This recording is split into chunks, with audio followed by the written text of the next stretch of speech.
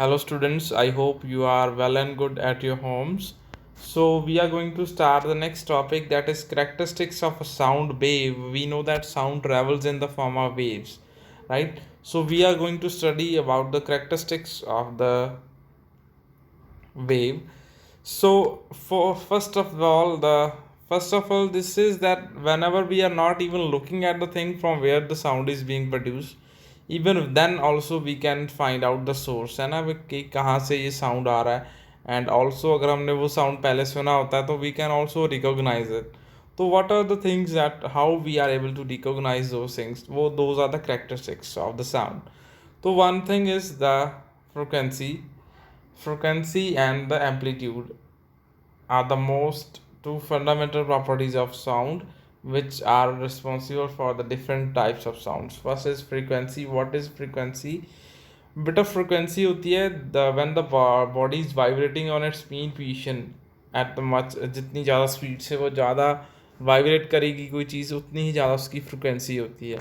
It is number of oscillations in 1 second. Like let us take an example. This is a wave.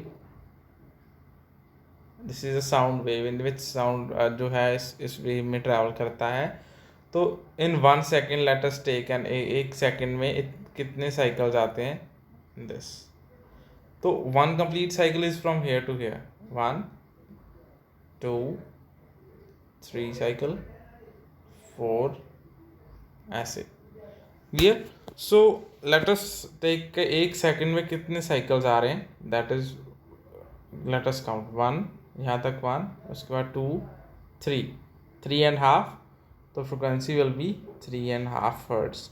Hertz क्या है? It is these are the units of frequency. Hertz, it is said to be hertz. Clear. Okay.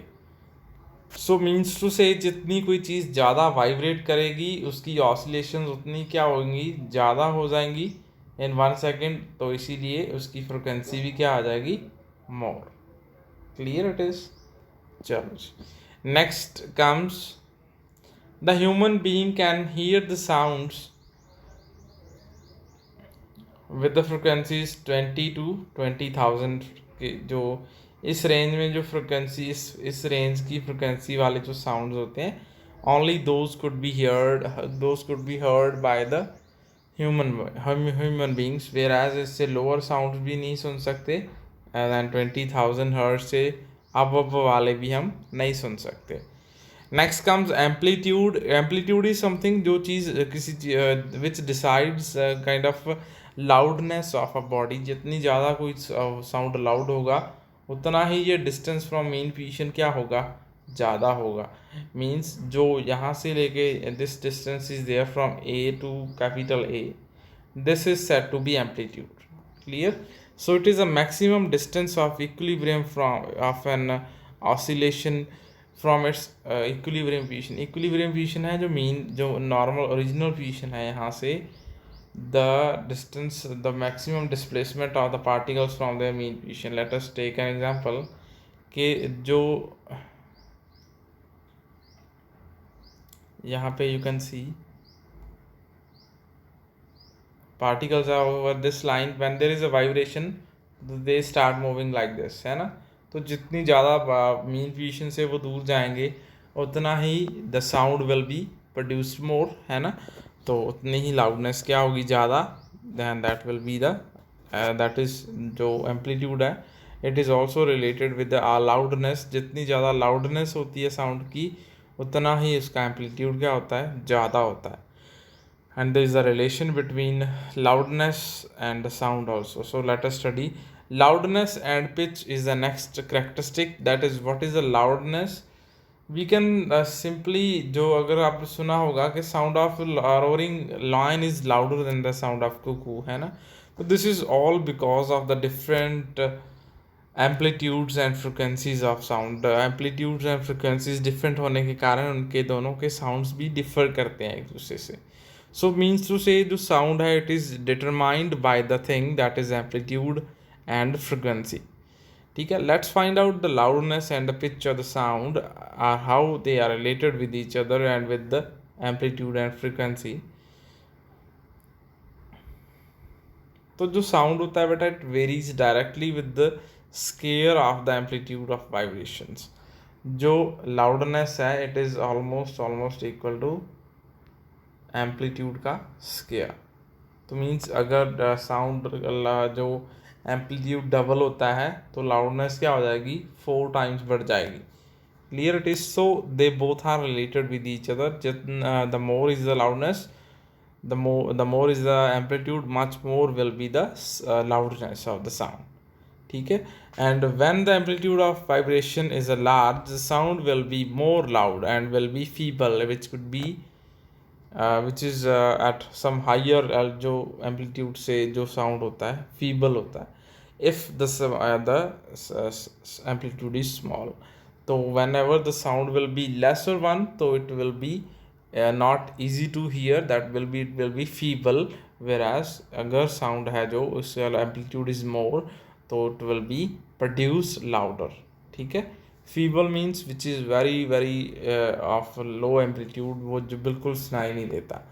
The ऐसा unit of loudness is decibels. इसको decibel जैसे हमने पढ़ा था कि frequency is measured in the hertz and amplitude metres में it is a displacement, तो वो तो डिस्टेंस ही हो गया, that is in metres.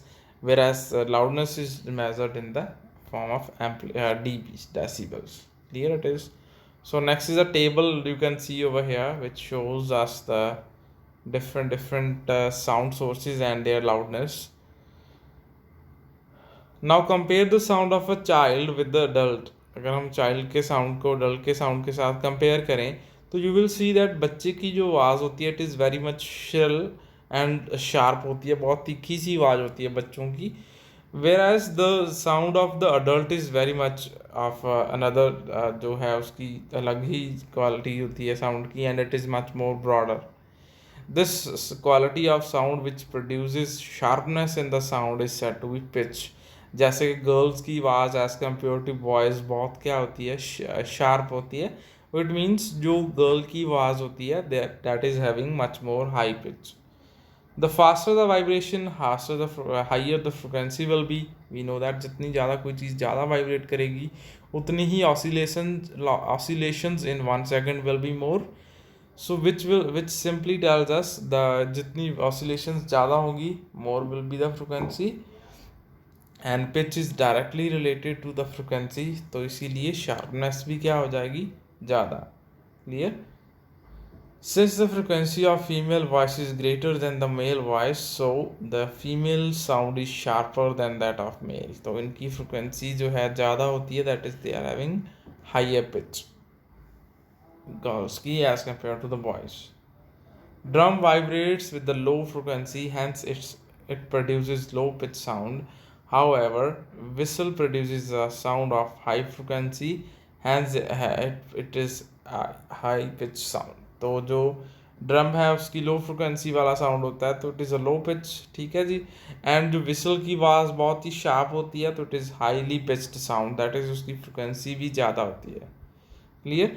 A bird have a high pitched sound because उसका बर्ड का जो आवाज़ होता है it is very sharp as compare to lion's roar is louder than the sound. उसकी लाउडनेस, उसका एम्पलीट्यूड ज़्यादा होता है, वेयर साउंड जो बर्ड का प्रोड्यूस होता है उसकी पिच ज़्यादा, उसकी जो पिच होती है वो हाई होती है। Clear it is. So in the next video we will discuss about the audible and inaudible sounds. So I hope this is clear to you all. So see you in the next video. Thanks, bye bye.